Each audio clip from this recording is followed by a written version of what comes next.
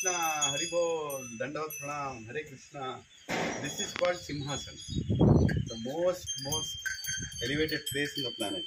Mother Subhadra and all our beautiful cows. Hari Bol, Hare Krishna. So Gaumata is the most loveliest. Gaumata is the most loveliest being.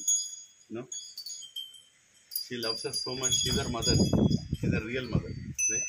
We should try to spend time with Gaumata. Decreases a lot of our stress, removes anxiety, connects us back to Krishna. Krishna is to sit like this. Of course, we are all Krishna Das, little devotees of Krishna. But if you spend time like this with Gaumata, you know, they will give us love of Krishna. We can experience it. The warmth, the kind of warmth you feel when you are with them, there's nothing parallel to that. So we should try to give some time in the week. Go to a Goshala or serve a cow. Take care of the cow.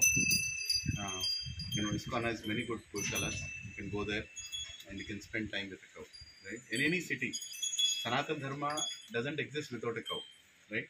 Look at this. So nicely she's allowing me. So she's my mother, isn't it? So spend time with her. Amma Subhadra.